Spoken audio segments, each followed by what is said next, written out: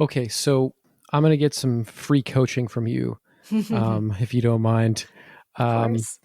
we've talked before, and I'm aware of all the things that you've said. I'm definitely glad to get some extra detail today.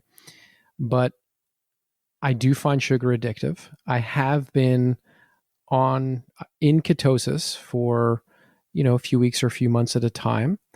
I do find it very difficult to sustain.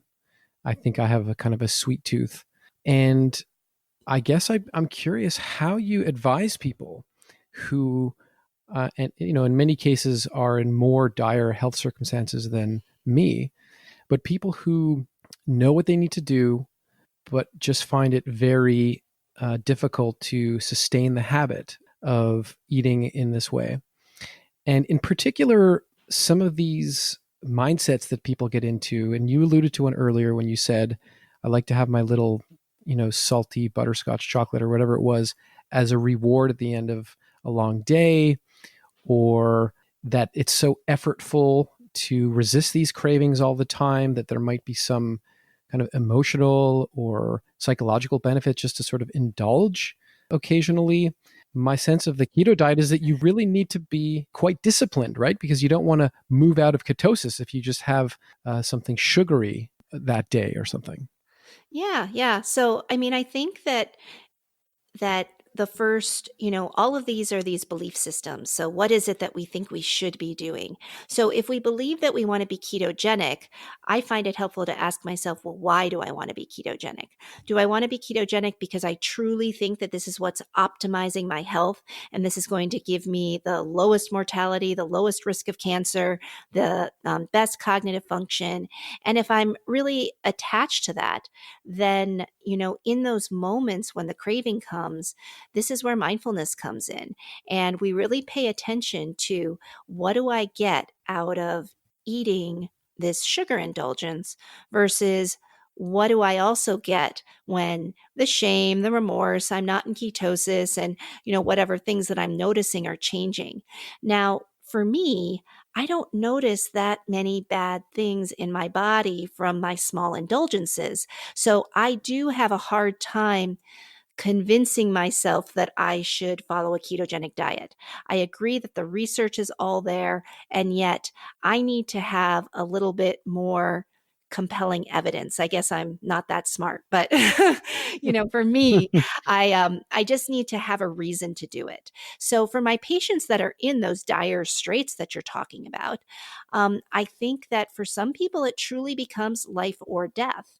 And that doesn't mean that they're not going to still want sugar. And in fact, we know from our experience with cigarettes and other drugs that addiction is acting out a behavior in spite of adverse consequences. So Right. we really have to familiarize ourselves with what is the adverse consequence that I'm trying to avoid by this eating behavior. And this is where I think mindfulness is incredibly powerful.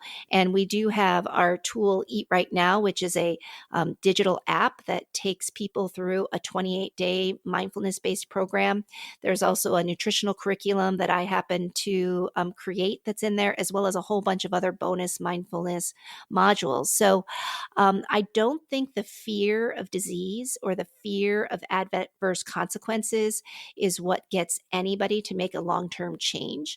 I think it's connecting with the positive aspects of whatever it is you're choosing, of really resting in the experience of how the body feels when I do stay on a certain plan, whether that's ketogenic, whether that's low carb, whether that's whole food plant based, because those tempting treats are going to keep presenting themselves to us. And, I may be able to get it out of my house, but I'm going to end up in a restaurant. I'm going to end up at a party. I'm going to need to develop skills to navigate those cravings as they arise. Right. So it's very interesting. It's not just about inhibiting an impulse to eat. It's also about connecting to what's of value and what's important to you in a broader sense. Yeah, and I think that we've discovered that when we're inhibiting an impulse, or sometimes we call that white knuckling, that, that only works until we get tired, hungry, or stressed. And then we Hmm. basically, are going to give into that behavior because it's just too hard to white knuckle through it. So if we can start to become more mindful of what's happening in our body during those times that we are under some amount of stress or we're tired or we're hungry, we may find ourselves still having cravings, but actually choosing something that's more nourishing. And that is ultimately the goal, even though we know that we're still going to have indulgences. Like I said, personally, I still have a little sugar in my life. I may change that at some point in time, but mindfully enjoying certain indulgences makes a lot more sense to me than trying to white knuckle it with a very, very strict approach and then completely blowing it and kind of overdoing it and experiencing a bunch of shame or feeling sick. And that's been more my strategy is what is it that I can maintain? What is my intention? And how can I continue to practice so that I get closer and closer to the diet that I want to be following?